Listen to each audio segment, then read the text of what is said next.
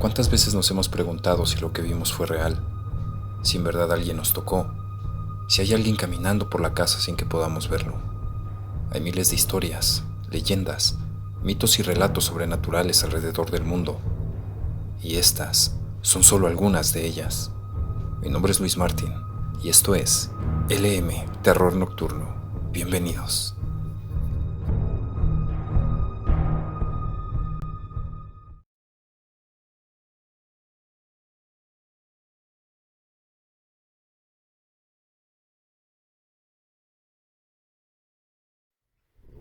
Leyendas de tesoros enterrados.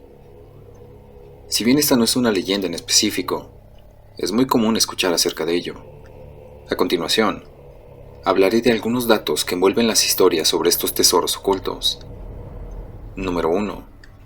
Cuando un hacendado o algún bandido enterraba un tesoro, generalmente asesinaban al peón que había hecho el pozo. Esto con un doble fin.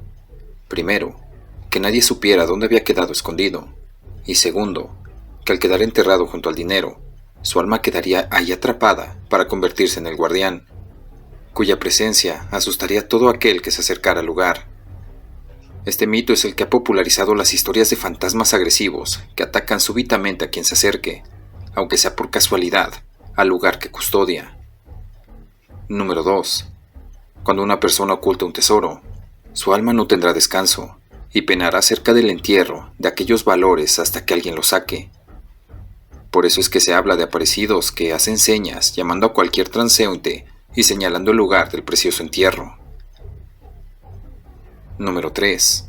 En la antigüedad, enterrar una riata junto al dinero haría un sortilegio que provocaría que aquel lazo se convirtiera en serpiente cada vez que alguien quisiera sacar el tesoro. Quien no se dejara ahuyentar y enfrentara con valentía a la serpiente, la habría convertirse otra vez en una simple cuerda. Número 4. Si alguien vende un caballo y entierra el dinero, al paso de los años, cuando el animal muera, un caballo fantasma se empezará a manifestar en el lugar del dinero enterrado. Esto es para explicar la aparición de puercos, gallinas, toros y otros animales domésticos. Número 5. El dinero enterrado va produciendo ciertos gases tóxicos y alucinógenos que pueden envenenar la sangre de quien lo respire y crearle alucinaciones. Por eso son famosas las historias de apariciones espantosas cuando están ante el tesoro, o también la plática sobre personas que enfermaron hasta llegar poco a poco a la muerte.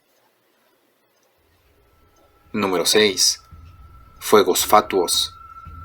Es creencia muy difundida que los metales preciosos como el oro, cobre y bronce van acumulando gases sin olor, pero muy tóxicos, que matan poco a poco a quien llegue a sacar un tesoro.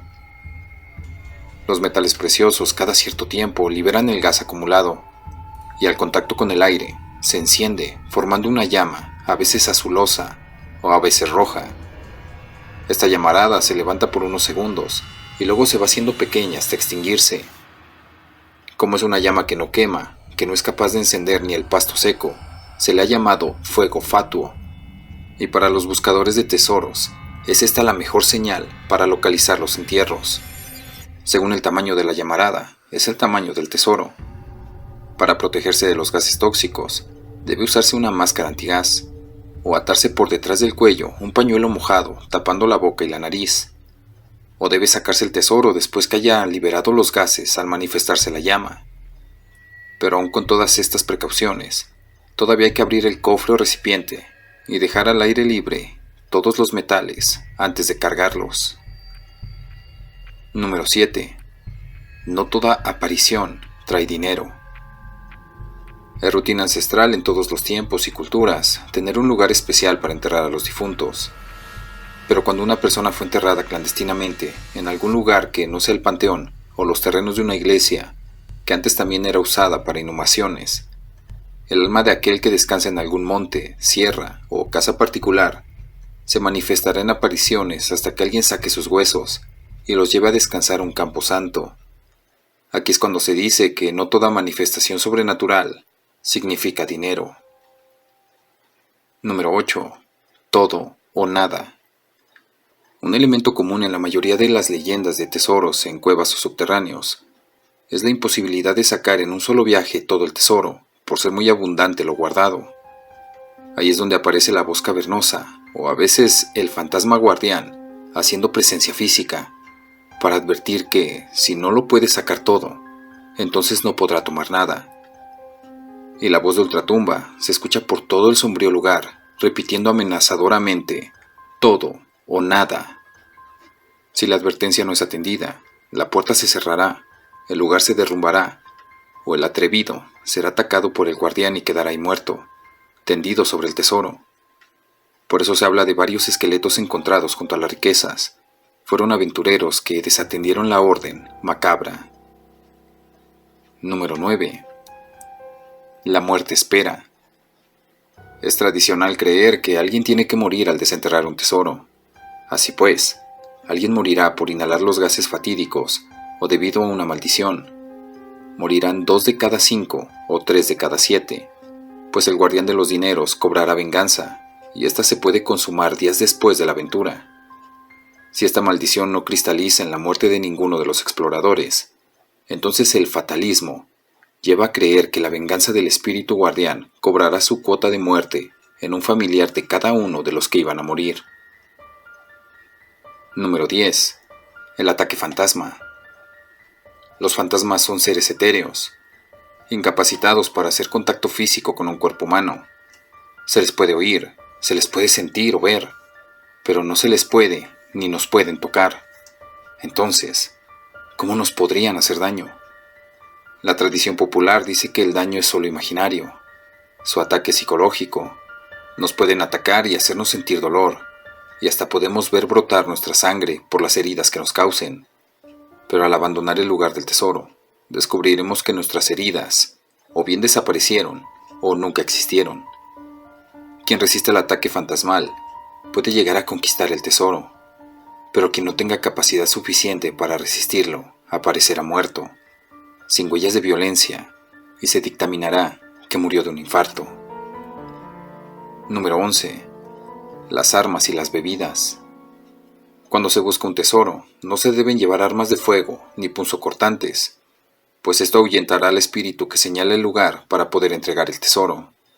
Además, las armas son muestra de desconfianza, que es señal de predisposición a la violencia por codicia, inconformidad, envidia, avaricia y demás pasiones que ahuyentan a las fuerzas espirituales benignas y llaman a los seres del mal. Así que cuando no se busca tesoros con el corazón limpio, en vez de riquezas, lo que van a obtener es un susto que puede costarles hasta la vida. Número 12. Dinero encantado. Ese dinero está custodiado por el mero diablo mayor. Se escucha por los pueblos.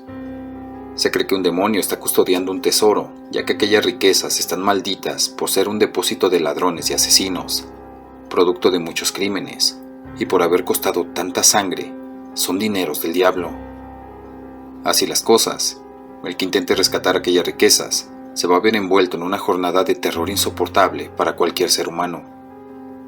De este modo es como sale toda una gama de instrumentos místicos, como lo son las muy especiales velas, veladoras, inciensos, lociones, oraciones, dijes, amuletos, medallas, agua bendita, hierbas protectoras y hasta armas benditas para enfrentar al demonio medianamente protegidos. Número 13. El dinero se mueve. Uno más de los mitos dice que el dinero se mueve por entre la tierra. Así pues, un tesoro que fue enterrado en un lugar será encontrado varios metros alejado del sitio original. Otro más es que al llegar el buscador de tesoros al cajón de los codiciados caudales, se le puede ver escapar por entre la tierra, y se tendrá que hacer otro pozo hacia el lado que se fue.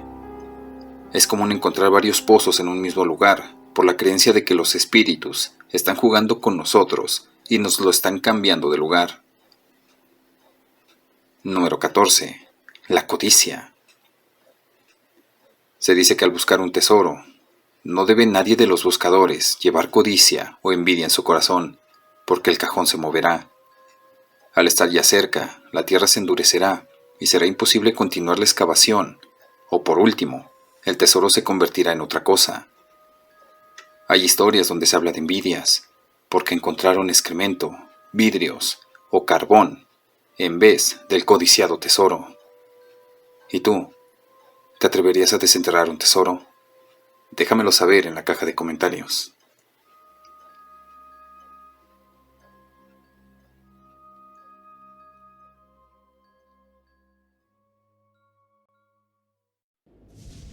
El columpio del diablo. En la frontera del estado de Hidalgo con Querétaro se encuentra el municipio de Tecozautla, conocido por sus buenas cosechas de nopal, guayaba y aguacate.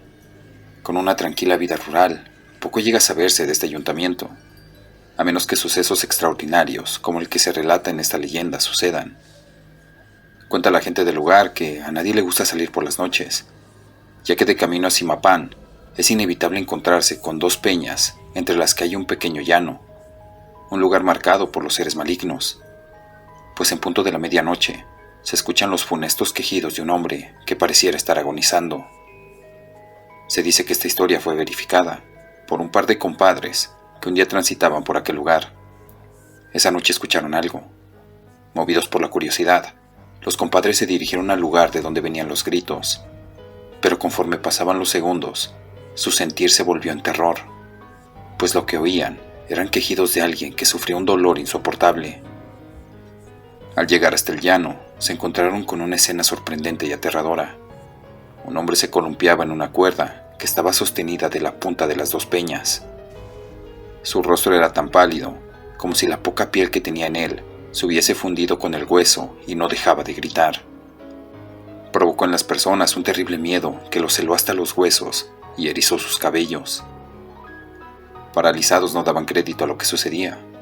De pronto, una luz rojiza e intensa rodeó al hombre que se mantenía columpiándose, prendiéndolo en llamas, entre las cuales se distinguía un ser que abrazaba al desdichado, hasta que se volvió cenizas. Mudos ante aquel hecho, con los dientes apretados y los cabellos de punta, salieron despavoridos de aquel lugar, pero cuando lo hicieron, fueron sorprendidos por la muerte, por haber presenciado un encuentro con el diablo, al que nadie los había invitado. Dicen que aquel hombre que se mecía en el llano era un hacendado de la región, que un día vendió su alma al diablo a cambio de riquezas, y que esa noche el mismo diablo vino por su alma, que durante mucho tiempo después anduvo en pena en el mundo de los vivos. Desde aquel día, los lugareños llaman al lugar el columpio del diablo.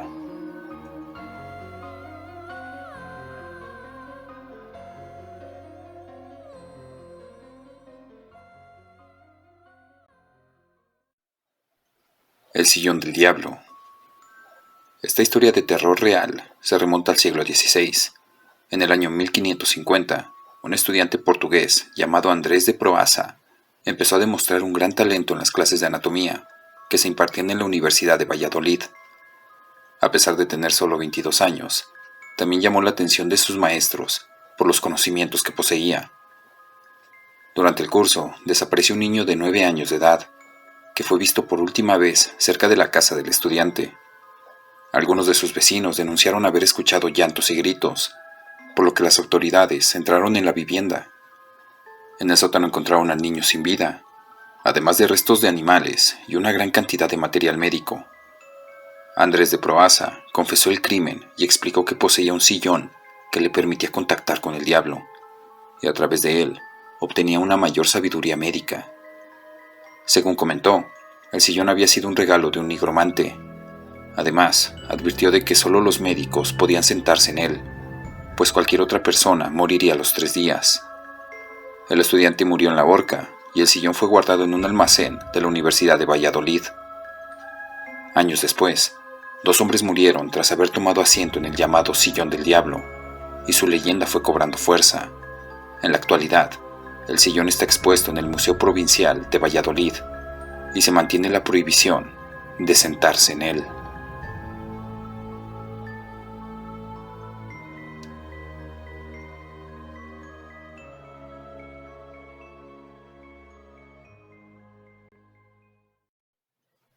La videocinta.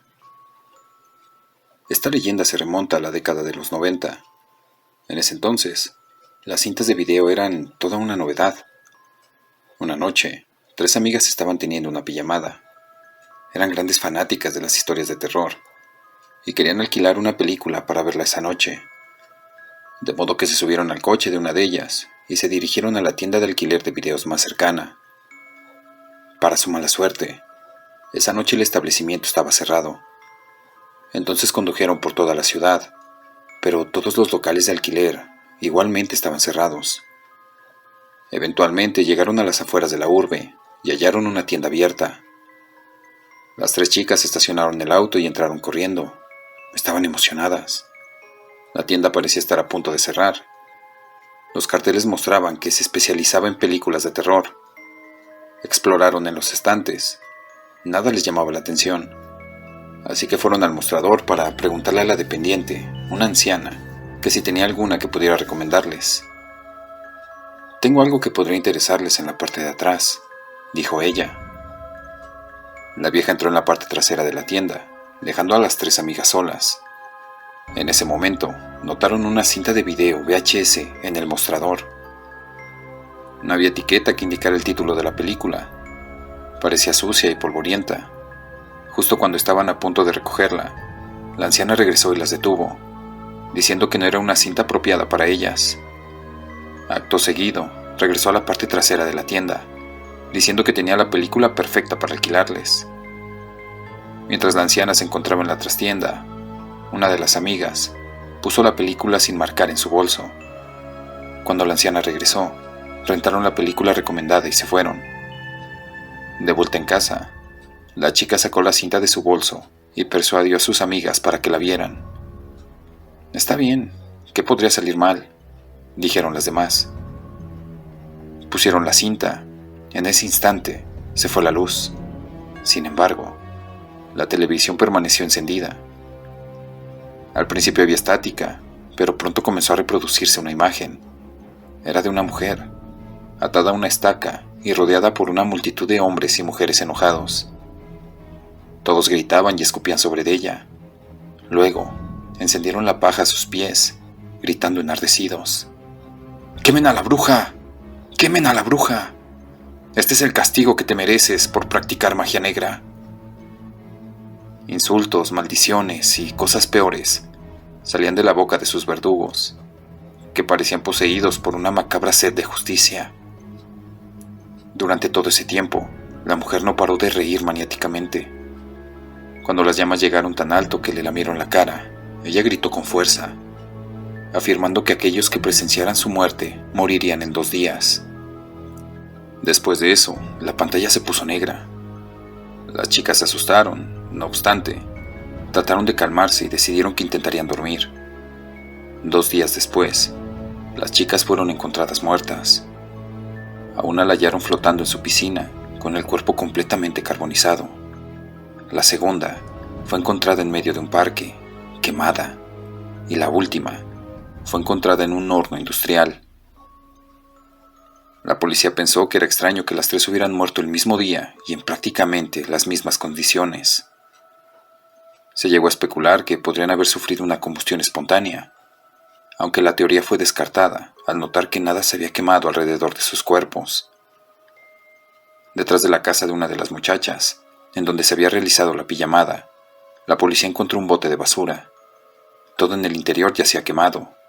Bueno, todo, excepto una cinta de video sin marcar, que de alguna manera no se vio afectada por las llamas.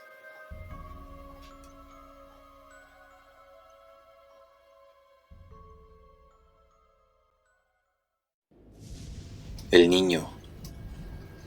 La casa de enfrente cambiaba constantemente de dueños. Tenía vecinos nuevos cada 3 o 4 meses, pero siempre se quedaba un pequeño niño. Mi mamá siempre estaba ocupada como para ir a conocer a nuestros vecinos, y ellos tampoco se interesaban mucho en ir a mi casa, excepto el niño. Él y yo éramos casi de la misma edad, 12 años aproximadamente, y jugábamos diariamente hasta tarde en la noche. A veces, él se quedaba en mi casa, pero escondido. Decía que si mi mamá lo descubría, no lo dejaría visitarme más. Él siempre hablaba de su familia y me hacía sentir triste, pues mi papá había muerto cuando era muy pequeña, aunque sus palabras de aliento me hacían sentir mejor. Tu papá te amaba mucho, y él hace todo lo posible porque estés bien, aunque no esté presente, me decía ese niño todas las noches. En una ocasión, cuando me visitó, jugamos toda la tarde hasta que nos interrumpió una fuerte lluvia. Mientras observábamos la tormenta tras una pequeña ventana de mi cuarto, me dijo: mañana es el día. Después de todo lo que he cambiado, espero poder intercambiar su destino. No te asustes con lo que pueda pasar. Esas palabras solo me confundieron, pero no les di importancia, pues pensé que solo era un juego. Esa noche me fue muy difícil conciliar el sueño. Sentía un miedo irracional que me carcomía. Al día siguiente, mi madre había desaparecido. Esperé horas por ella, pero nunca llegó. Enternecida en lágrimas, busqué en su habitación alguna dirección donde pudiera estar, alguna pista, algo. Entonces, en los cajones viejos que tenía bajo la cama, encontré algo que me atemorizó. Era una foto del niño con el que tanto jugaba. Asustada fui por los vecinos y les pedí ayuda. Estaba aterrada y no sabía qué hacer. Cuando les hablé de mi amistad con su hijo, quedaron algo confusos, pues según ellos no tenía ningún hijo varón. Sin embargo, él estaba ahí presente, en todo momento. En los días siguientes, la policía se encargó de buscar a mi madre, mientras yo me quedaba con los vecinos. Empezamos a notar un olor desagradable que salía de mi casa. Cada momento apestaba más, hasta que se volvió insoportable. El niño me decía que era mi madre quien olía así, pero que no me entristeciera, que había sido todo por mi bien. Días después, la policía encontró en mi casa el cuerpo de mi madre, descomponiéndose dentro del horno. Exactamente era como el niño me había dicho. Cuando averiguaron qué pasó, les conté todo lo que el niño me dijo. Sin embargo, no me creyeron, pues para ellos ese niño jamás existió. Entonces recordé la foto que le había encontrado a mamá y se las mostré. «Es él, ese es el niño», le dije a la policía. Tras horas de movilización en búsqueda del posible asesino, el niño de la foto se describió a sí mismo, que él era esa persona, pero que ya estaba muerta. También dijo que él había sido mi padre. Después de eso, los policías me trasladaron a la correccional, pues nadie creyó mi historia y me culparon como la asesina de mi madre. El niño fue el único que nunca me abandonó. Me contó que tuvo que hacerle eso a mi mamá porque yo hubiese muerto en su lugar. A los días actuales, aún sigo en ese triste lugar, solo, el niño y yo.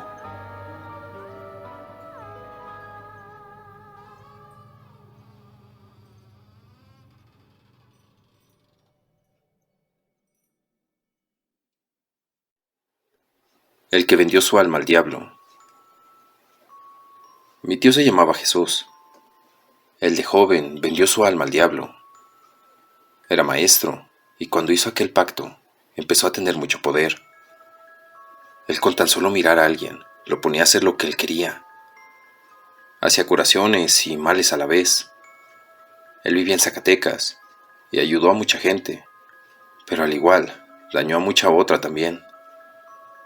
En el año de 1997, él se fue a Estados Unidos a hacer un trabajo de curación.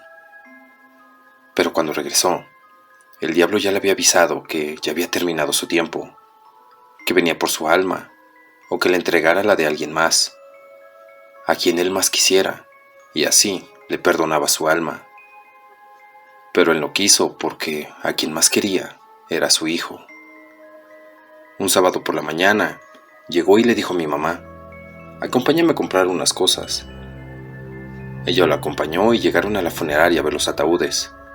En cuanto llegaron, él le preguntó: «¿Cuál te gusta?». Mi mamá le dijo: «¿Estás loco?». Él solo la miró muy serio. Anduvieron mirando y encontró uno que le gustó. El de la funeraria le preguntó: «¿Y dónde está el cuerpo?».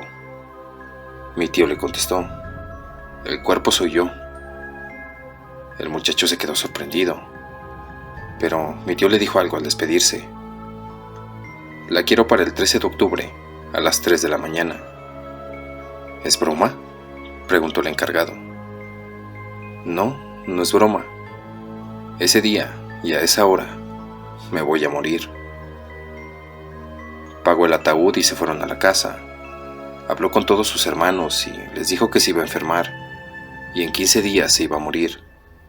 Y efectivamente así fue. Al día siguiente cayó en cama gravemente enfermo. Pero en esos 15 días pasaron muchas cosas.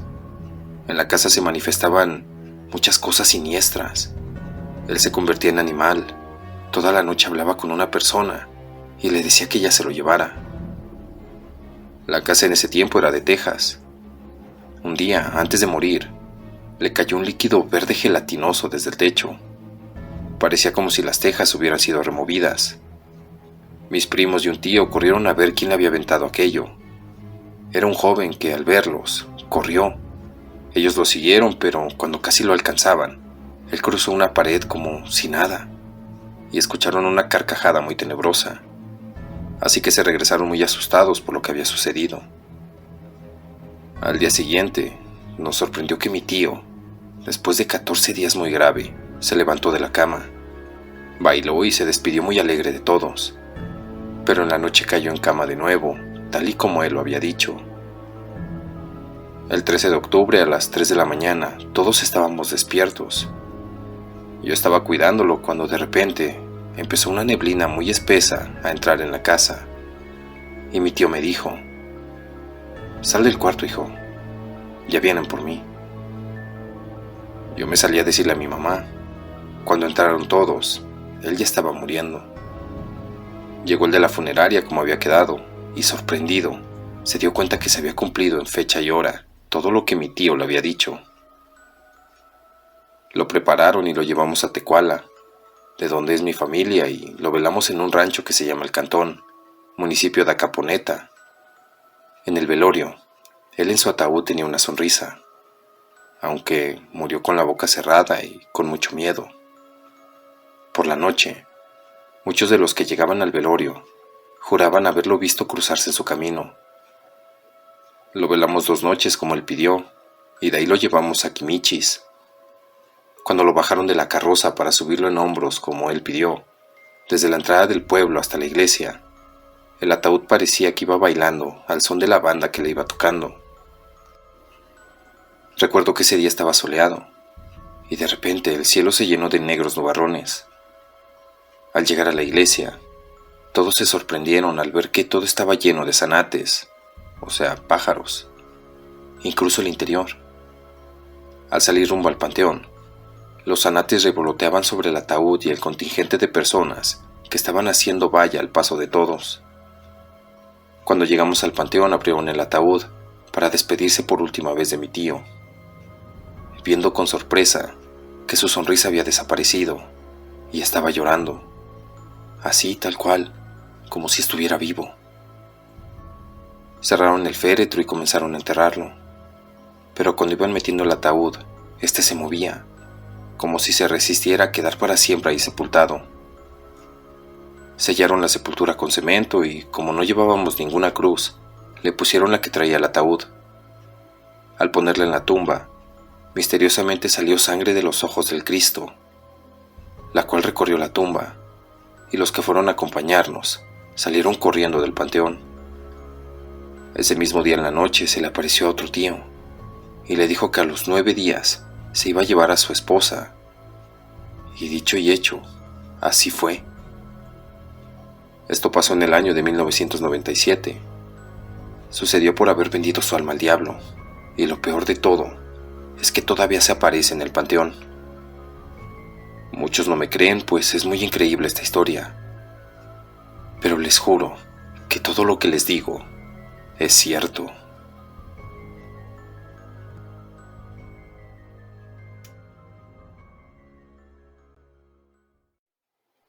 La muerte viene de a 3. En un pueblo de Guerrero, donde mi madre nació, es común escuchar que cuando la muerte llega, no se va sola, sino que 3 almas la acompañan de regreso. Generalmente son almas de personas recién fallecidas que se conocían entre ellas. Y aunque puede sonar como una simple leyenda, la historia que mi abuelita me contó antes de fallecer me hace pensar que es verdad. Además de que cuando ella falleció, a los 2 días murió su vecina, y a los 5 falleció uno de sus hermanos. La historia que mi abuelita me contó comienza cuando ella tenía 6 escasos años. Un día por la mañana, sus padres estaban muy tristes y ambos estaban vestidos de negro. Mi abuelita no entendía qué pasaba, hasta que le explicaron que una tía de su padre había fallecido. Ella también vivía en el pueblo. Los padres irían al funeral. Sin embargo, pensaron que lo mejor era que mi abuelita se quedara en la casa, junto a sus 5 hermanos, bajo el cuidado del hermano mayor, el cual tenía 13 años. Su mamá les dio el desayuno y preparó la comida para la tarde, un caldo de pollo con arroz, pues ellos llegarían hasta el anochecer, ya que el entierro sería en un cementerio de un pueblo vecino. Antes de irse al funeral, la mamá de mi abuelita les advirtió a ella y a sus hermanos que tuvieran mucho cuidado y que no se atrevieran a salir. Los persinó y les dijo: háganme caso, pues recuerden que la muerte viene de a 3. Pasaron las horas y el cielo se tornó gris. Parecía que se aproximaba una tormenta. Mi abuelita y sus hermanos habían obedecido de no salir, pero de pronto, una de las hermanas, cuando jugaba, tiró por accidente la jarra con agua con la que acompañarían los alimentos. Y ya sea casualidad o no, pero ya no quedaba más agua en los tambos donde la guardaban. Así que el hermano mayor decidió ir a llenar unas tinas al río. El río estaba muy cerca caminando, a unos 5 minutos aproximadamente. El hermano había ido solo, pero mi abuelita decidió alcanzarlo después de que él ya se había salido. Cuando casi llegaba al río, mi abuelita vio a su hermano a lo lejos, llenando las tinas desde la orilla, pero de pronto, el hermano perdió el equilibrio y cayó al agua. Mi abuelita corrió a la orilla a gritar, mientras su hermano era arrastrado por la corriente, hasta que, a varios metros de distancia, él pudo agarrarse de una piedra. Le gritaba a mi abuelita que fuera por ayuda, y ella sí lo hizo. Ya había comenzado a llover, y mi abuelita se apresuró para llegar a la tienda más cercana y pedir auxilio. Gracias a Dios, 2 hombres buenos fueron al rescate y lograron salvar a su hermano. Si no hubiera sido porque mi abuelita fue al río también, la historia hubiera sido muy diferente, pues al poco tiempo se elevó el nivel del agua del río, de tal forma que hubiera cubierto la piedra donde su hermano se sostenía para no ahogarse. Esa tormenta ocasionó muchos daños. Incluso se dice que salvaron a otro niño en el río unas horas más tarde. Mi abuelita pensaba que su hermano habría burlado a la muerte. Sin embargo, la parca nunca regresa sin 3, pues lamentablemente, al ocultarse el sol, una funesta noticia arribó a su hogar. Cuando unos tíos tocaron a su puerta y les dijeron que sus padres habían muerto en un accidente en el camino. Desde entonces, mi abuelita aprendió que las leyendas se hacen realidad, especialmente esa que se contaba en su pueblo, donde decía que la muerte viene de a 3.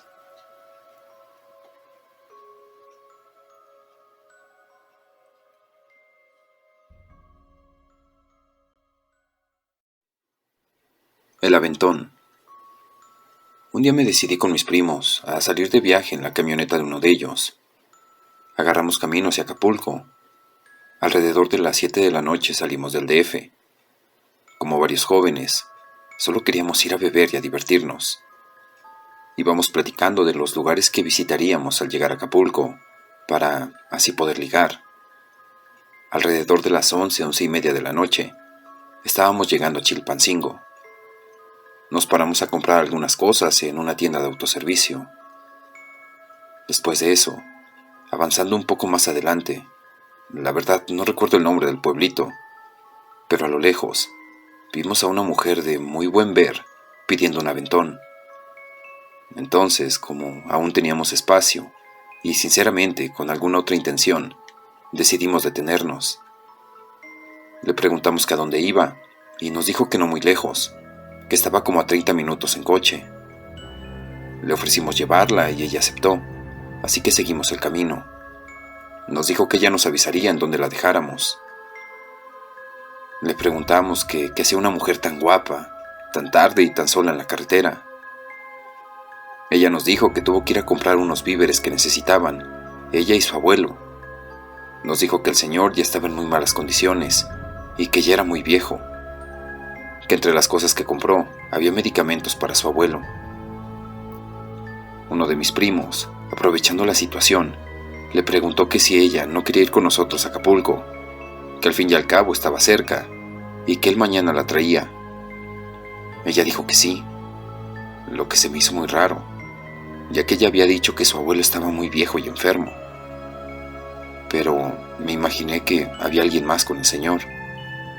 Bueno, mi primo siguió platicando con ella y tratando de ligarla. Él le dijo que la acompañaba a dejar las cosas a su abuelo.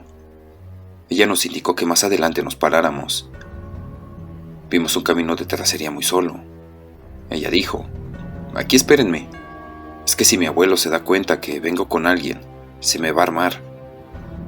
Mi primo necio decidió acompañarla, y ella terminó aceptando. Nosotros lo dejamos ir. Después de eso, pasaron unos 30 minutos y ni sus luces. Al principio pensamos que él estaba haciendo algo con aquella mujer, pero nos pusimos a pensar que era ilógico que una mujer así de la nada haya decidido bajarse en un lugar en el que no se veían habitantes. Decidimos entrar al camino de terracería, y a medio camino subiendo el cerro, vimos a mi primo corriendo hacia la camioneta, como asustado. Se subió muy rápido y nos dijo que diéramos la vuelta inmediatamente. Entonces mi otro primo y yo nos asustamos bastante y dimos la vuelta.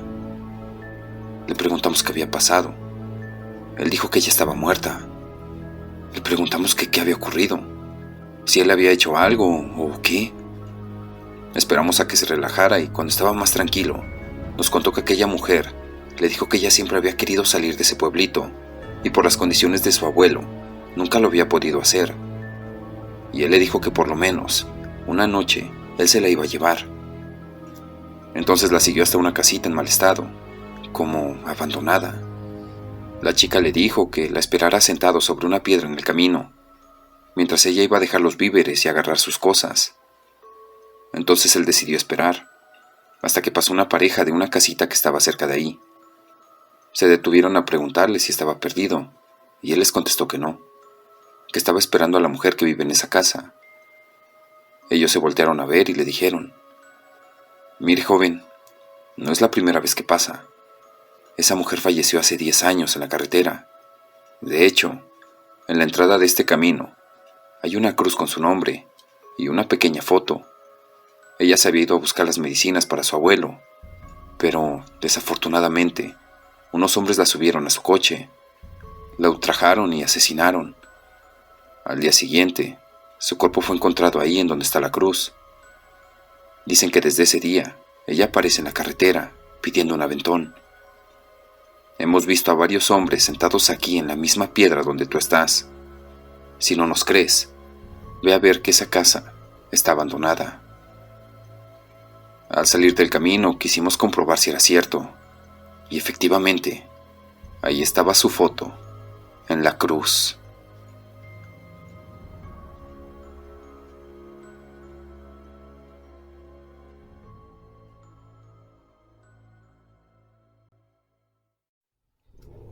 La fotografía de la abuela. Era un día común y corriente en la casa de los Durán. Marta bailaba, Renata pintaba y Andrés jugaba videojuegos.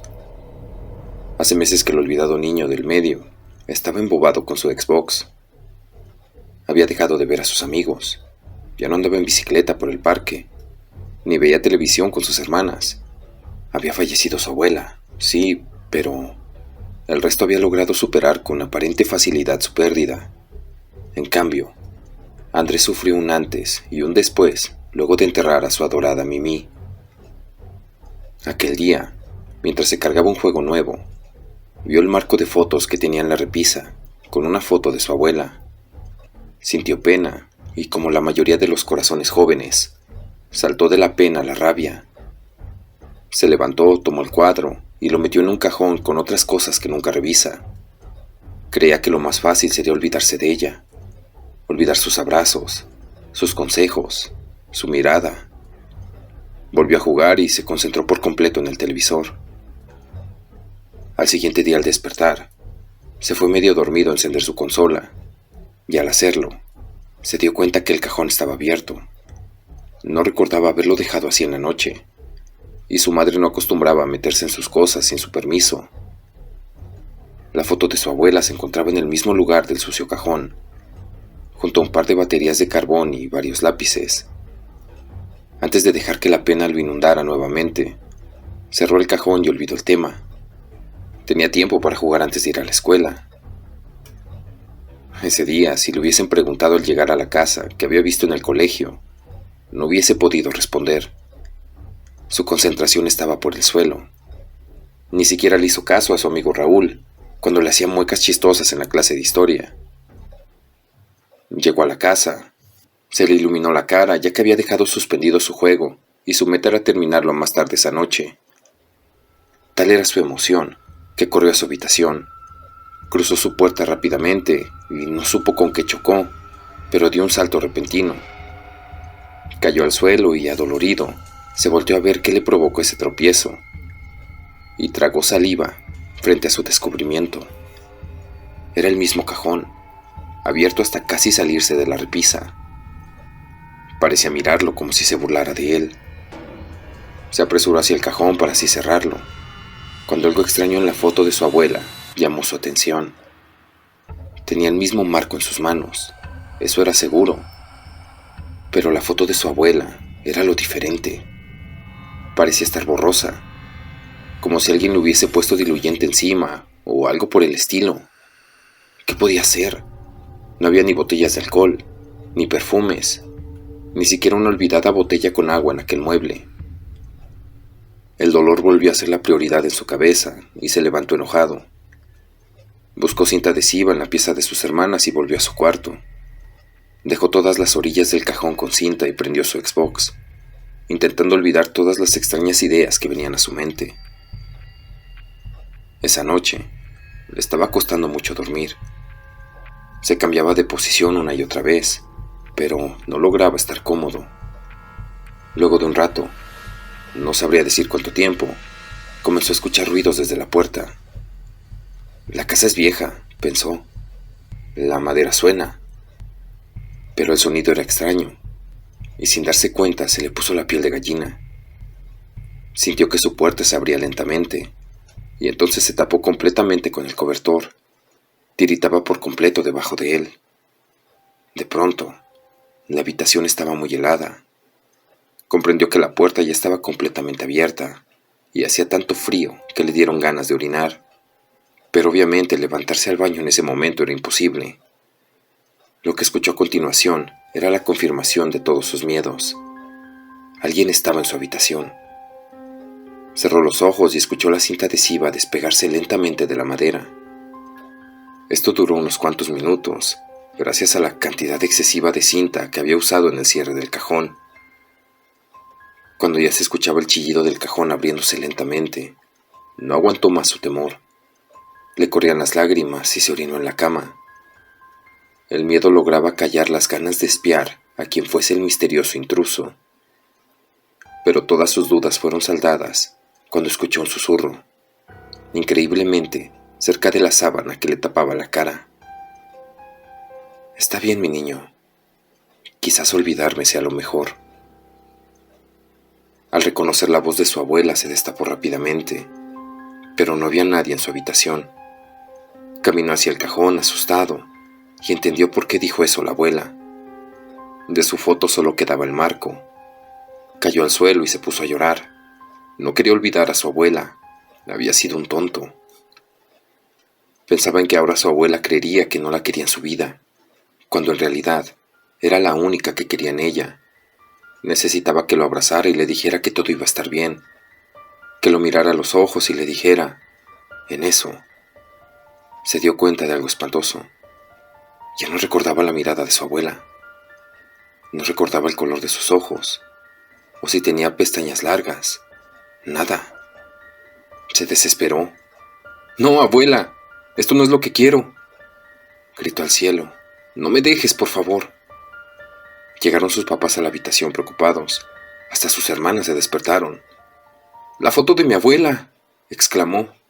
«¡Desapareció! ¡Se la llevó!». «Ay, hijito, tranquilo, la buscaremos», le dijo su mamá. «No, no entienden. Se fue. Se la llevó». «¿A dónde se la va a llevar, hijo? Tranquilo. Vamos, te daré un vaso de leche», dijo saliendo de su cuarto su papá. «Eso era». La idea inundó su cabeza y sin darle explicaciones a nadie, salió corriendo de la casa. Tomó su bicicleta y en segundos ya estaba cuadras más allá. La familia se preocupó. La mamá pensaba en llamar a la policía. El papá insistía en salir a buscarlo en el auto. Pero, ¿dónde? Renata calmó la situación. «Creo que sé a dónde va». Andrés pedaleaba a toda velocidad. El viento quitaba dolorosamente las lágrimas de su cara. Pasó un par de avenidas y casi lo atropellaron, pero él no se detuvo. Cuando llegó al cementerio, tiró la bicicleta y corrió hasta la tumba de su abuela. El lugar era muy grande, pero recordaba a la perfección donde la habían enterrado. A metros de distancia bajó la velocidad. Se limpió de nuevo los mocos y las lágrimas con la manga de su pijama. Caminó lentamente, y allí estaba la foto, entre medio de las últimas flores que le había dejado. La tomó tembloroso y la vio emocionado. Su hermosa Mimi, de ojos azules, sonreía hacia él, ya que él había tomado la foto en su cumpleaños. El niño se tiró al suelo. «No me dejes, abuelita, quédate conmigo», susurró, pero no esperaba respuesta. «Siempre estaré contigo». Escuchó su espalda y sintió un beso en la nuca. El niño se rió. Su abuela siempre le daba esos besos y le producían cosquillas. Se quedó en el suelo abrazando la foto, entendiendo ya que su abuela solo había muerto, no lo había abandonado, y que mientras él la recordara, ella estaría viva. Cuando llegó su familia al cementerio, Andrés estaba saliendo por la puerta. Guardó la bicicleta en el auto y partieron a casa. Nadie nunca habló más del tema, ni le preguntaron qué pasó. Ya no importaba. Andrés volvió a ser el niño feliz de antes, y su madre, contenta, cada vez que limpiaba su cuarto y le sacaba el polvo a la foto del tocador, miraba a su madre y con tierna voz le decía al aire: «Gracias».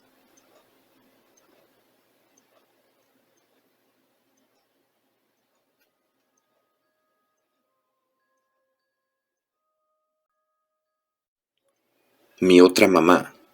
Testimonio de una madre. Mi hijo tiene 6 años y llevamos una vida normal, hasta que una vez lo regañé porque no hacía caso y le dije que si no entendía le iba a dar unas nalgadas. Él me miró muy triste y me dijo: «Estás igual que mi otra mamá. Cuando me portaba mal, me pegaba, y cuando me portaba bien, también lo hacía». Algo que a mí me pareció muy loco y dije: «Bueno, tiene mucha imaginación, pues es un niño». En otra ocasión, de igual manera lo regañé y me dijo: «Mamá, no me regañes. Mi otra mamá me regañaba mucho también, y una vez me pegó muy fuerte y me tiró en la basura. Yo cerré mis ojitos y cuando los abrí, ya estaba en tu pancita, porque ya era tu hijo». Lo miré y sentí tanta tristeza de que me dijera eso, y él me comentó: «¿No me crees? Mami, antes yo no era un niño, era una niña». Les juro que no supe qué contestar.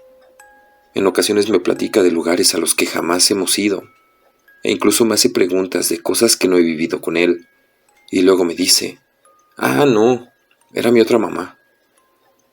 Yo en algunas ocasiones le pregunto cosas, pues me da cierta curiosidad, y quisiera averiguar qué es lo que realmente pasa. Pero en cuanto le hago preguntas, se pone su semblante muy triste, y mi niño se queda serio. ¿A alguna de ustedes le ha pasado eso con algún hijo, sobrino o nieto?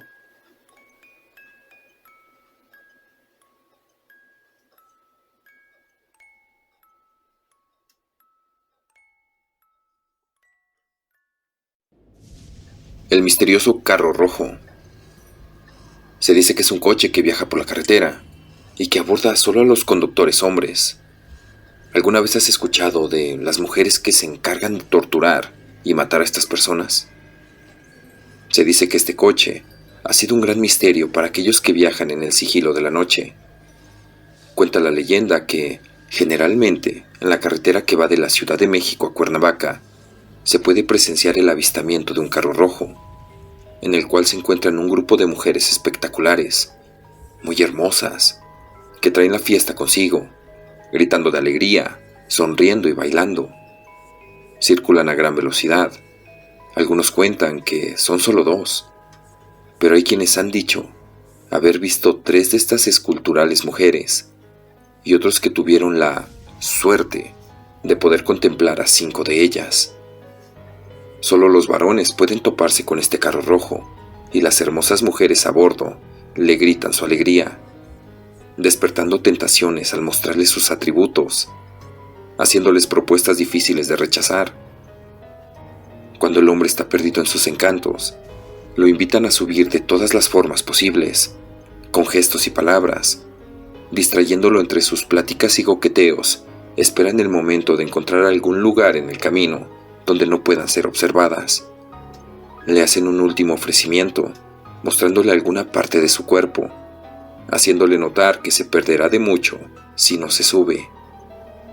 Por desgracia, la mayoría accede.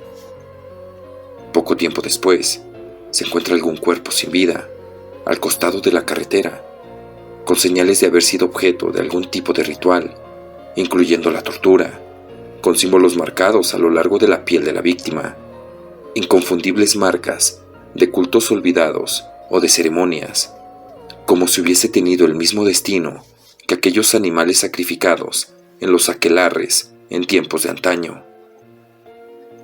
Hay quienes aseguran que el color escarlata que recubre el carro se debe a estos hombres que cayeron en la tentación, ya que está fabricado con su sangre.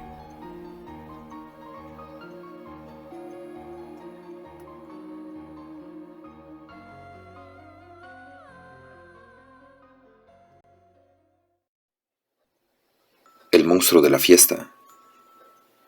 Todo comenzó cuando aquella noche Samantha regresaba a casa de la universidad.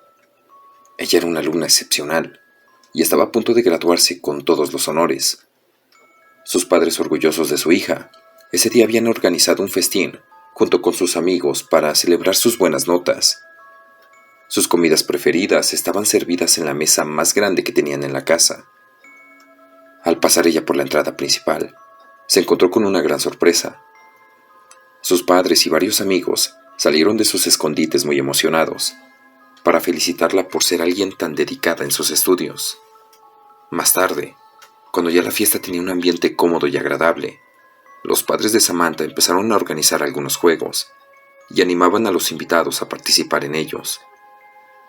Uno de los juegos consistía en elegir a un hechizado, al que le darían vueltas después de cubrirle los ojos con un trapo. Luego, el encantado intentaría atrapar a alguien de los participantes. De pronto, cuando a Samantha le tocó estar hechizada, algo extraño sucedió. Todas las luces se apagaron, quedando la casa totalmente oscura y en silencio. Ella, al notar tal quietud, empezó a sentirse nerviosa y con una voz preocupada preguntó: «Chicos, ¿por qué tan callados?» «¿Hola? ¿No se suponía que deberían de hacer ruido para poder saber dónde están?» Luego de hacer varias preguntas, percibió una extraña voz que resonaba en aquella soledad. Samantha quedó todavía más inquieta al oír las siguientes palabras: «Quítate lo que tapa tus ojos». Con temor por lo que vería, se quitó el trapo con lentitud y nerviosismo. Pronto descubrió una horrible oscuridad que la llenó de miedo. Todo su cuerpo temblaba a punto de desfallecer. Tratando de controlarse, al fin logró que sus labios dijeran algo. «Si esto es una broma, no me parece nada graciosa». Apenas había pronunciado esas palabras, cuando a sus oídos llegó el ruido de una risa burlona que reverberaba por toda la sala. La chica, al escucharla, quiso huir, pero cuando lo intentaba, tropezó con algo. Al caer, se dio cuenta que lo había hecho sobre un cuerpo que yacía en el suelo. Entonces, le pareció que era el de su madre. Estaba tieso como si se encontrara muerto y le suplicaba que despertara. La muchacha estaba desconcertada sin poderse mover.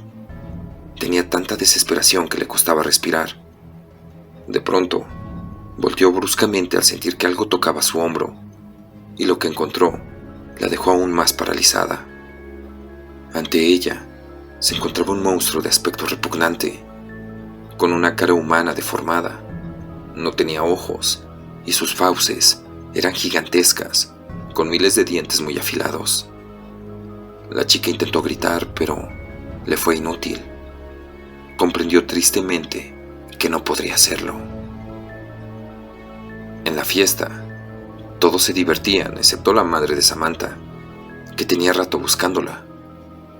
Su hija había desaparecido, justo antes de comenzar los juegos de los encantados, y nadie sabía de ella.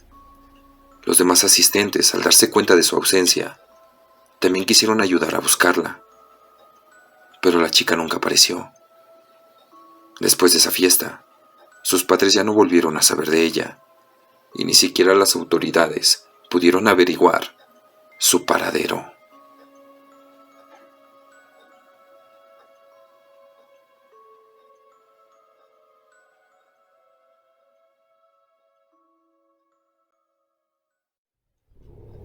¿Quién fue Gargamel?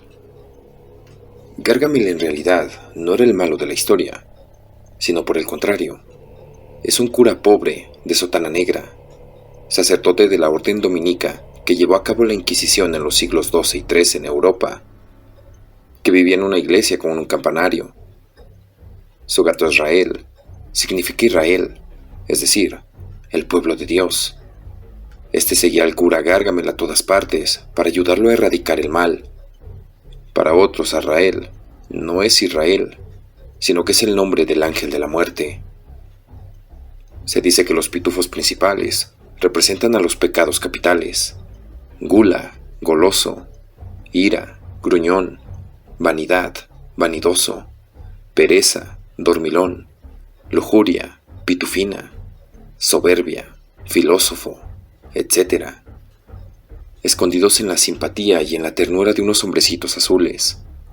Papá Pitufo está vestido de rojo porque es la cabeza de todos los pecados capitales, es decir, él es el diablo.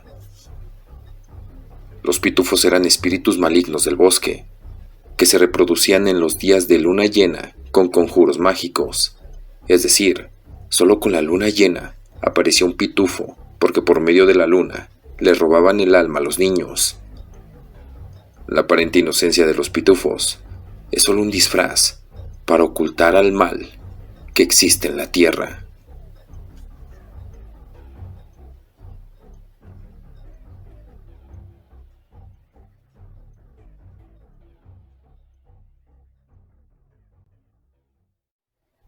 Mito o leyenda: Misantla, Veracruz. En la ciudad de Misantla, Veracruz, vivía una muchacha de 20 años llamada Susana, la cual disfrutaba de salir con sus amigos a los ríos y a las playas. Una noche, sus amigos la invitaron a tomar a orillas del río Nóvara, a lo que ella aceptó. Pasaron a un Oxxo a comprar cervezas y tomaron la carretera rumbo al río. Llegaron y empezaron a beber, y también a bromear sobre sus vidas cotidianas. Pasó el tiempo y uno de sus amigos dijo que estaba aburrido, por lo que retó a todos los presentes a invocar a algún espíritu que estuviera en el río. Cabe mencionar que el río de Nóvara es famoso por apariciones fantasmales, rituales que hacen los brujos ahí, y también porque es uno de los lugares preferidos de los delincuentes para dejar cadáveres de sus desafortunadas víctimas. Casi todos aceptaron, algunos con un poco de miedo, pero envalentonados por los tragos que habían tomado, terminaron por involucrarse. Entonces comenzaron con la invocación. Decidieron que aprovechando el río, y como narran las leyendas, sería bueno invocar al famoso espectro de la Llorona. Formaron un círculo alumbrándose con las luces de sus celulares. Uno de ellos lanzaba reclamos hacia el río, invocando a dicho espectro. Al cabo de unos minutos tratando de invocarla, se escucharon unos lamentos a lo lejos, tan fuertes y tan claros, que hasta la borrachera se les quitó. Muchos saltaron del susto y uno de ellos les gritó: «¡Vámonos todos de aquí! ¡Súbanse a las camionetas!». Y todos así lo hicieron. Se subieron rápidamente a las camionetas. La última en subirse fue Susana, quien sintió un escalofrío recorrer su espalda antes de poder treparse en la batea, aunque no comentó nada a sus amigos, ya que solo quería irse de ahí. Llegaron rápidamente a la ciudad. Se despidieron de forma apresurada y cada quien tomó rumbo a sus casas. Pasaron los días y a Susana le ocurrían cosas extrañas. No se sentía con ganas de hacer nada, como ir a la escuela, tampoco de comer ni beber, e incluso ni siquiera de salir con sus amigos. Esto empeoró ya que todo el día no se paraba de su cama porque, según ella, sentía un gran dolor en la espalda, como si cargara un gran bulto invisible. No soportaba estar de pie debido a este peso. Su madre buscó ayuda médica, pero donde quiera que la llevaba, solo le recomendaban tomar vitaminas y que tratara de comer un poco. Pero Susana había perdido apetito alguno. Su madre, desesperada al ver que ningún médico había sido de ayuda, decidió llevarla con una viejecita curandera que vivía en una choza cerca de otro río, en Martínez de la Torre, ciudad vecina de Misantla. Ya que le habían dicho que esa viejecita era muy buena y que contaba con grandes dones de sanación. ¿Cómo pudo llevar a su hija Martínez? Y preguntando por todos lados, pudo dar con la choza donde vivía la señora. Llamó a la puerta y pronto la curandera le abrió. Le dijo que pasara y le explicara qué tenía la muchacha. La señora entonces le dijo todo lo que su hija padecía. La curandera no dejaba de ver a Susana, quien mostraba la cabeza agachada, producto del cansancio de aquel viaje. Cuando la señora terminó de decirle a la curandera todo lo que le pasaba a su hija, ésta se dirigió a la joven y le dijo: «¿Por qué no le has dicho a tu madre dónde estuviste?». La joven levantó la mirada y comenzó a llorar, diciendo que ella no había hecho nada malo. Entonces, asustada, comenzó a relatar a su madre lo que había hecho esa última noche de fiesta y lo que habían presenciado ella y sus amigos. La curandera pidió a su madre que la ayudara a pararse. Se puso delante de la joven y comenzó a rezar en un idioma antiguo, mezclado con frases en español, con las que pedía a la Virgen y a Dios que le dieran fuerzas para poder sanar a la joven. Comenzó a moverse de forma extraña y la voz se le hacía más ronca. Cerró los ojos y puso sus manos en los hombros de Susana. Entonces preguntó: «¿Por qué dañas a esta joven? ¿Y cómo es que pudiste entrar en ella?». Ella misma se contestaba, pero con una voz muy ronca, como si un hombre estuviera dentro de ella: «Mi nombre es David, y yo no quiero hacerle daño. La noche que estuvo en el río con sus amigos, despertaron a varios espíritus que se encontraban en él. Yo solo escuché cuando uno de ellos gritó: «¡Vámonos todos!», y lo tomé como una invitación, por lo que me adherí a la persona más cercana, que era ella». Susana y su madre se miraban entre ellas, escuchando con atención todo lo que salía de la boca de aquella viejecita. «¿Cuándo llegó tu alma a vagar en ese río? ¿Y qué quieres a cambio de dejar el cuerpo de la muchacha?». «Cuando yo estaba vivo tenía una novia, a la cual iba a visitar en mi camioneta. Para poder llegar a su casa, debía tomar el camino del río, pero unos maleantes me asaltaron, y al querer resistirme, ellos me mataron y arrojaron mi cuerpo al río, muy cerca de donde ella y sus amigos estaban invocando espíritus. Lo único que quiero es descansar en paz. Yo fui una buena persona, pero por alguna razón no puedo irme de este mundo. Por lo que para dejar este cuerpo, pido que se haga una misa en mi nombre, que se coloque una ofrenda de una veladora y recen un rosario por mi alma, para poder así descansar en paz». Dicho esto, la curandera se dirigió a las dos mujeres, aún en estado de trance.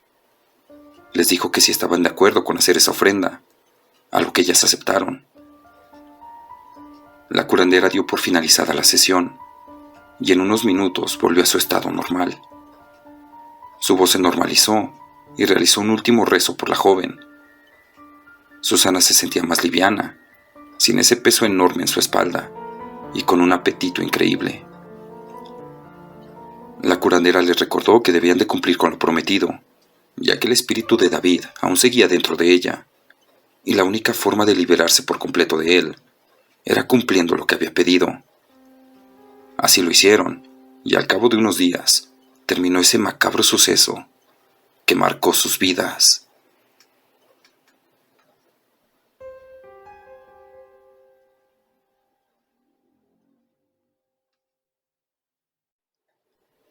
La leyenda del niño que fue guiado por un muerto. Ángel, a sus 28 años de edad, es un joven escuinapense que no puede olvidar lo que le sucedió cuando se perdió por uno de los viejos caminos del municipio. Los viejos caminos que se encuentran entre los matorrales de Escuinapa esconden cientos de historias. Esto ocurrió en un municipio llamado Escuinapa, donde sus lugares esconden historias que hacen que se enchine la piel de miedo.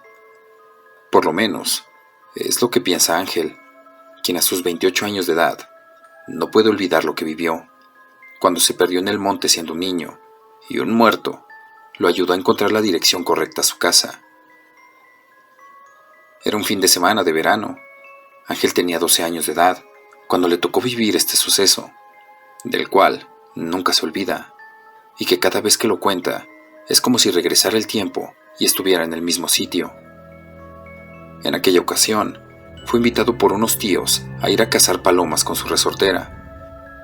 Fueron a un lugar ubicado a espaldas de la zona conocida como Yonque del Güero Chácharas. No era la primera vez que me llevaban a tirar. Ya muchas veces había ido con ellos. Y pues no teníamos nada que hacer y nos fuimos a buscar palomas. Eran por ahí de las 10 de la mañana cuando nos fuimos, relata Ángel.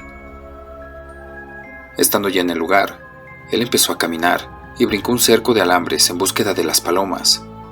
Cuando pensó en regresar, volteó para todos lados y no encontró a sus tíos. Cuando volteé para atrás a quererme regresar, ya no estaba nadie. Me norteé. No supe para dónde le dieron. Les echaba de gritos, pero no los veía. Al no encontrarlos, siguió caminando por las veredas que se encontraban entre el monte, con la intención de llegar a la carretera y poder regresar a su casa. Pero entre más caminaba, más se perdía. Sentía que no podía encontrar el camino de regreso. Ya se me hacía raro, y por más que caminaba, nomás no encontraba el camino que me llevara para la casa. Al contrario, en lugar de escuchar carros, escuché cerca el tren, y pues sabía que las vías estaban lejos de la carretera. De tanto caminar, el cansancio ya se estaba apoderando de él, y la tarde caía, lo que le dio más miedo, pues se imaginaba solo en la oscuridad, en medio del monte. Ya sentía que me desmayaba de lo cansado, y la boca la tenía seca. Lo que hice fue ponerme a rezar, pedirle a Dios que me ayudara, pero seguí caminando. Allí en el camino me encontré colgado en un árbol un galón con agua. Como que ya tenía muchos años ahí porque el plástico ya estaba reseco, pero pues de la sed que me cargaba me la tomé. Luego de tomarse el agua, siguió caminando, sin perder la esperanza de encontrar el camino indicado que lo llevara de regreso a casa. Aunque al ver que cada vez el sol se perdía más en el horizonte, se imaginaba quedarse a dormir en el monte. De repente, apareció un hombre que le preguntó si andaba perdido, por lo que le contestó que sí. Jamás pensé en encontrarme a alguien por ahí. Estaba un camino que tenía las rodadas marcadas, pero ya estaba lleno de monte, como que tenía años que nadie pasaba por ahí. Pues ahí me encontré ese señor, un hombre moreno, medio gordito y de cabello chino. Le dije que andaba perdido, que por favor me dijera cuál camino agarrar para regresar a la casa. El señor se quedó callado. Lo único que dijo fue: «Dale por ahí, camina y dale de frente. No voltees para ningún lado, ni para atrás». Entonces, Ángel hizo lo que el hombre le había dicho y siguió el camino, solo de frente, sin voltear hacia ningún lado. Como a 100 metros de donde me encontré al señor ese, estaba una cruz vieja. La miré y pues más miedo me dio. Lo que hice fue correr y correr hasta llegar a la carretera. Ya llegando a la carretera, pues ya la conocía y se me pasó un poco la angustia. Cansado y con pocas fuerzas para seguir, me senté a descansar bajo un árbol. Ya estando ahí, me encontraron mis tíos. Vieron que ya se estaba haciendo de noche y pues decidieron ir a buscarme. Ellos ya se habían ido a la casa, pensando que yo iba a llegar solo de regreso. Cuando llegaron les platiqué de ese hombre, pero no me dijeron nada y me llevaron a la casa. Unos 20 días después de que Ángel se perdió, surgió la plática y de nueva cuenta volvió a decirles del hombre que se encontró. Ahí fue cuando me dijeron que en el lugar en donde yo andaba, hace muchos años habían matado a un señor. Que allí estaba una cruz y pues era la cruz que yo miré. Y las características del hombre que mataron eran las mismas del que yo vi. Hasta la fecha, Ángel jamás ha vuelto al lugar donde se encontró con aquel hombre misterioso. Y aunque en ese momento sintió mucho miedo, al final de cuentas, le está agradecido porque él fue la guía para poder regresar sano y salvo a su casa. En el lugar donde se perdió Ángel, mataron hace muchos años a un señor. Cuenta la leyenda que esa persona se le aparece a quien pasa solo por ese sitio.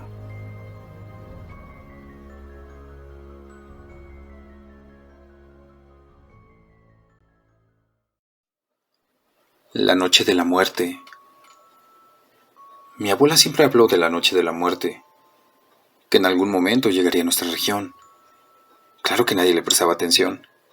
Decían que mi abuela era una anciana loca, ya que hablaba cosas extrañas, de demonios, del infierno, de brujería. Nadie le prestaba atención, pero a mí me gustaba escucharla. Una tarde le pregunté sobre eso de la noche de la muerte. Mi abuela me contó una historia bastante extraña, pero como les digo, a mí me gustaba escuchar esas historias. Me dijo que hace ya mucho tiempo, una niña de unos 12 años de edad, solo en un camino se encontró a un hombre. El sujeto tenía cara de malvado. La niña estaba advertida por sus padres de no hablar con extraños, así que ella lo evitó y siguió su camino a toda prisa. Pero unos pasos más adelante, lo volvió a ver enfrente, algo que no podía hacer. Ella lo había dejado atrás.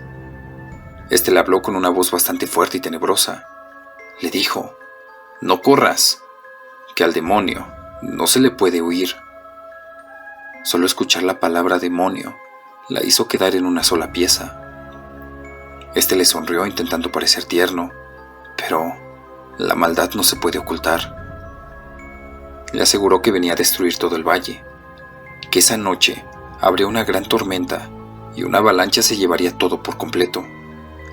Nadie quedaría vivo esa noche.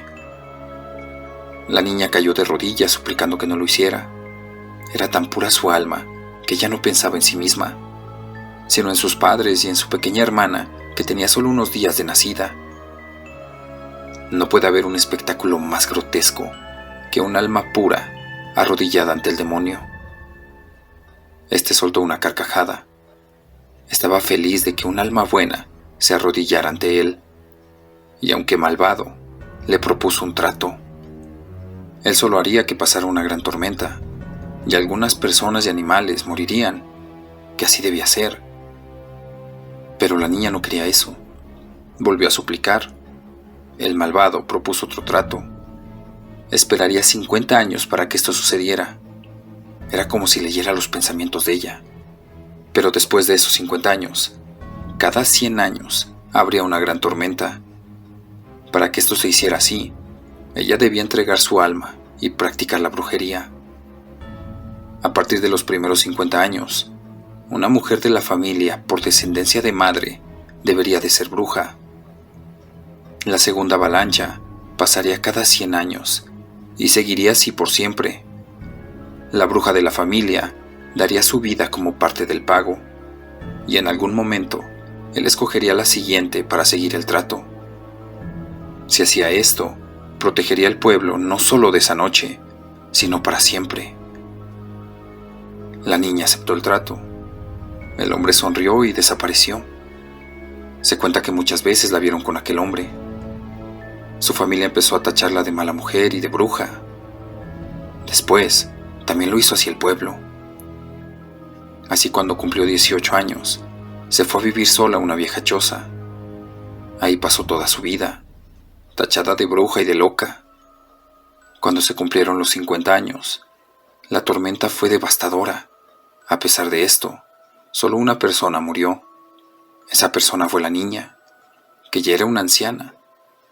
Murió en su cama de muerte natural. A pesar de su soledad y del abandono, se le veía una cara sonriente. Había salvado a los pobladores. A nadie le dolió su muerte, ni siquiera a su familia, que la negaban. Le dije a la abuela que eso era una simple historia.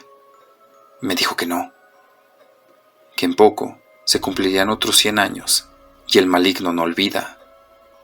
A pesar que creía que era una historia de la loca de mi abuela, me sentí triste por la niña y por su descendencia. ¿Por qué pagar por todos, una sola familia y una sola persona? No volví a pensar en el tema. Un mes después de esta conversación, el cielo se puso negro, con unas nubes que parecían sombras de espanto. La abuela gritaba desde su habitación: «¡Es él! ¡Es la tormenta!». A eso de las 7 de la noche, cayeron las primeras gotas de agua. Estando en la sala, veo que la abuela está fuera. No podía ser. La abuela no salía sola. Lo extraño no era verla. Lo más extraño era verla de la mano de un hombre. Uno bastante alto y todo vestido de negro. «¡Abuela!», le grité como loca, preguntando que qué era aquello. Cuando mi madre y mis hermanas llegaron a ver qué pasaba, les dije que la abuela estaba fuera con un hombre. En ese momento la tormenta era ensordecedora. El viento silbaba, la tormenta rugía amenazante. Mi madre fue a la habitación de mi abuela y me dio una mirada de reproche al verla en la cama. Pero su tranquilidad duró poco. La abuela ya estaba muerta. En su cara se veía una sonrisa. Estaba tranquila. En ese momento recordé sus palabras y lloré. Más que por su muerte, por la cruz que debió cargar todos esos años, sin que nadie le creyera, y por la cruz que tendría que seguir llevando alguien de mi familia.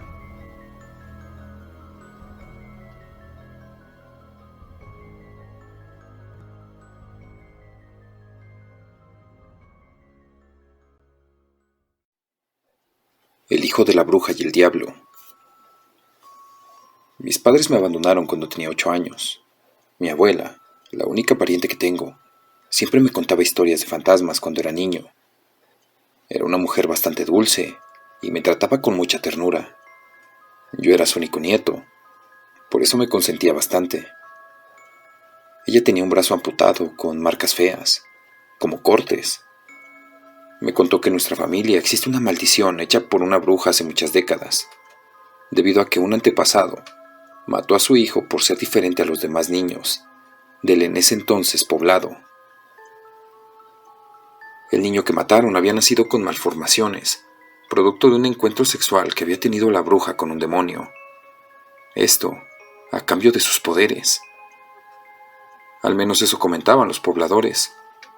No tenía ojos, tampoco nariz, solo una gran boca con enormes dientes que cubrían todo su rostro. Tenía problemas para respirar debido a su condición, por lo que cuando lo hacía, emitía un sonido parecido al de un cerdo, espantando a los demás niños con su horripilante cara. Una noche, todos los ciudadanos se pusieron de acuerdo para matarlo junto a la bruja. Hacía meses que la tierra no daba ningún fruto, y todos le echaron la culpa a ella. Entonces fueron hasta la casa donde vivían, pero la bruja no se encontraba en ese momento, por lo que el primero en morir fue su hijo. Fue perseguido por todo el lugar, luego fue amarrado y lo metieron de cabeza en un barril lleno de agua, donde murió ahogado. En ese momento apareció la bruja, gritando y conminando a los pobladores. Sin embargo, poco pudieron hacer sus poderes en ese momento, amarrándola de igual modo de manos y pies. Pero antes de ser metida al barril donde se encontraba su hijo sin vida, ella, con sus últimas palabras, les lanzó una maldición a todos los presentes, la cual decía: en la 8ª primavera de tu primogénito, un diente pondrás, o él vendrá. Mira mi brazo y recuerda, el día que tu primer hijo cumpla la edad de 8 años, la edad que tenía el hijo de la bruja, un diente te sacarás y pondrás junto a ti al dormir, si no, su hijo vendrá. Me decía mi abuela, cada vez que terminaba de contarme historias de fantasmas. Recuerdo esa historia porque hoy mi hijo cumple 8 años, la misma edad en la que murió el hijo de la bruja. Pero yo nunca creí en esos relatos. Siempre creí que mi abuela solo me las contaba para asustarme a la hora de dormir. Ella, antes de morir, me dijo que cuando mi hijo cumpliera los 8 años, revisara su diario. Pero por el trajín del día se me olvidó por completo. Esa misma noche, luego de la celebración del cumpleaños de mi primogénito, mi esposa y yo estábamos recostados cómodamente en nuestra cama y empecé a contarle la historia de la bruja, asustándola mucho. Aún así, ninguno de los dos quiso sacarse un diente.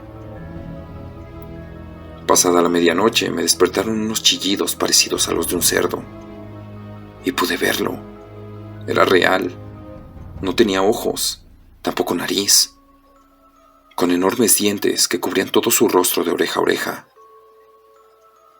Pude verlo mientras se devoraba mi pierna derecha. Sentía cómo podía romper mis huesos con sus muelas. Intenté moverme, pero mi cuerpo no respondía. Quise gritar, pero tampoco podía hacerlo. El horror se apoderó de mí y terminé desmayándome de la impresión. En la mañana, sin mi pierna derecha y con mucho dolor, me levanté como pude y vi el espantoso cuerpo de mi mujer sin cabeza al pie de la cama, con su pijama toda rasgada, mientras la sangre aún goteaba de su cuello. Grité como un loco desquiciado al ver semejante sangrienta escena. Luego de ser hospitalizado y pasar meses de terapia psicológica, pude regresar a mi casa. Y recordé lo que mi abuela me había dicho, de que buscase su diario cuando mi hijo cumpliera los 8 años. Registré todas las pertenencias de mi abuela guardadas en cajas, hasta que al fin di con el dichoso diario. Al abrirlo, una hoja cayó al suelo. Al levantarla y leerla, decía: no olvides sacarte un diente. Mi brazo, tu abuelo y tus padres fueron engullidos por el hijo de la bruja.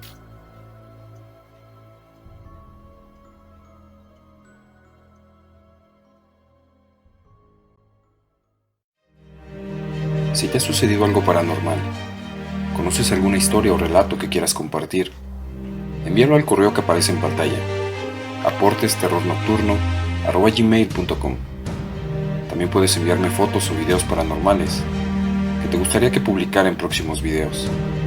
No olvides suscribirte, compartir, dar like y activar la campanita de notificaciones.